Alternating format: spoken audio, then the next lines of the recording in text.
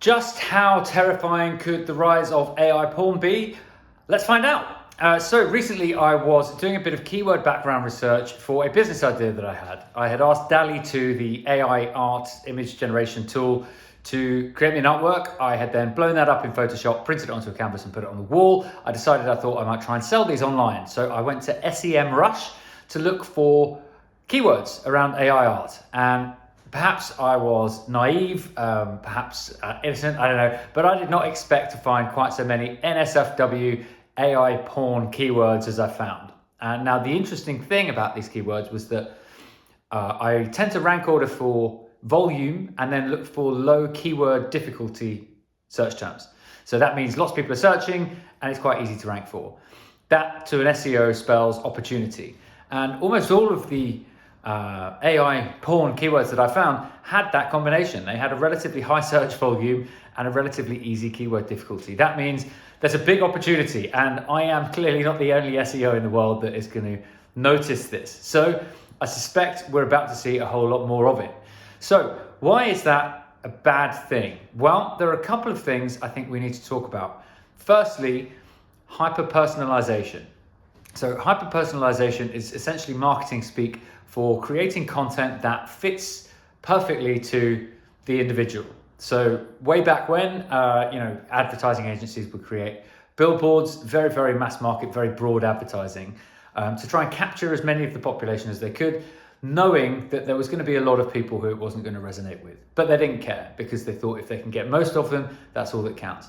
Now in the digital marketing ecosystem, pre-ChatGPT and all of these other AI tools, we would go to quite a high degree of specificity and personalization. So you would try to find pretty specific verticals, pretty specific sectors of people and target your advertising towards them. That's what targeting is.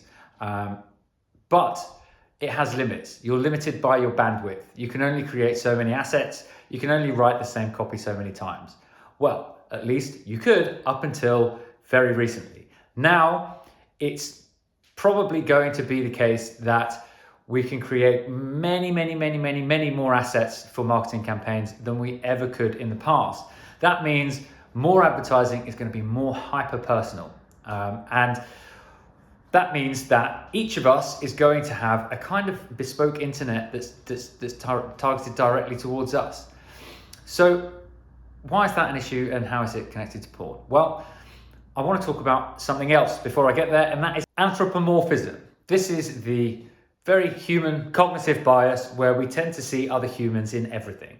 So we see faces in the fronts of cars and on buildings. We tend to understand animal behavior as more similar to human behavior than perhaps it is in reality. Now, AI is getting pretty good at imitating a human, and what you will start to see is humans believing more and more that the AI is actually another person because of this anthropomorphism, because of this cognitive bias whereby we confer human traits onto things that aren't really humans. Now, this is already happening. There is an app called Replica, which is an AI friend or girlfriend or boyfriend in an app that you can talk to that has a face and a body. And it recently closed off its dirty talk that you can engage in with the AI, and there was uproar. Lots of users of Replica felt like they had been cut off from their boyfriend or their girlfriend. This is an actual thing. These are actual people. This is where we're going. Now you've got to remember, this is only a very simple version of AI. They're going to get much better. They're going to get much cleverer, and they already are with GPT-4. So we as humans have a tendency to see humanity in things. The things, i.e. the AIs, are getting more and more human-like anyway. So we're getting closer and closer to a hyper-personalized, human acting and behaving potential porn agent. People are searching for this already. So why then is any of this a big deal? Well, the answer is porn is really bad, particularly for men. So men are already 543% more likely than women to be addicted to porn right now. And for society, porn addiction can lead to decreases in intimacy in human relationships, decreases in academic performance, increases in risky sexual behavior, and increases in sexual aggression and violence. But that's not all. The rise of dating apps like Tinder have caused more young men than ever to go without sex. I do not think this is a good thing for society, but I also think what's going to end up filling that void, you guessed it, porn. One 2016 study shows a sharp rise in the rates of diminished libido in men under 40 years old. Now that is pretty likely to be connected to the rise in porn use.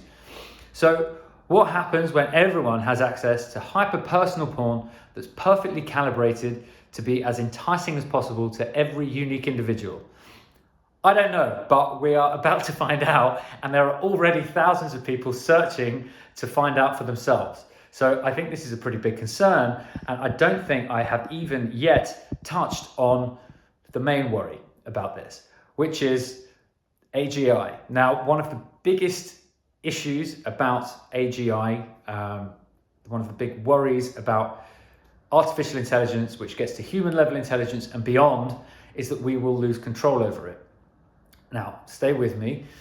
In order for us to lose control out of it, it has to get out of what they call the box.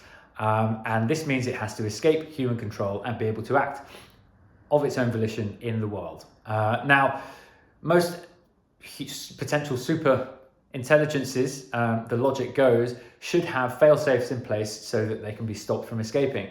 One of the most theorized ways that the AI would get out of that box and escape and wreak havoc on the world is through gullible humans doing their bidding and being convinced or cajoled or duped into acting on the AI's behalf.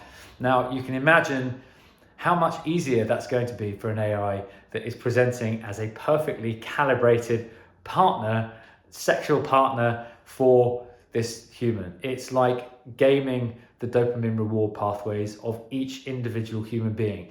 The person or government or organization that wields that kind of power is frankly terrifying, I think. So I think it's something that we all need to be pretty worried about, alongside all of the other worries that we've got around AGI. I think, of course, artificial intelligence holds massive opportunities, but I think we really need to be taking this AI porn risk seriously, particularly given that there are already lots of people trying to search it out, and presumably providers as well. So that's my thoughts on the risk around AI porn. I would love to hear if you agree with me. Are my fears overblown, or should we in fact be thinking about this very seriously? I will see you next time. Hello, if you are still watching all the way to the end, that means you are probably one of the 50 or 100 or so most engaged viewers my channel has ever had. So I just want to say thank you very much. I really do appreciate every view. As you can see, I'm pretty new to this and numbers are still pretty low.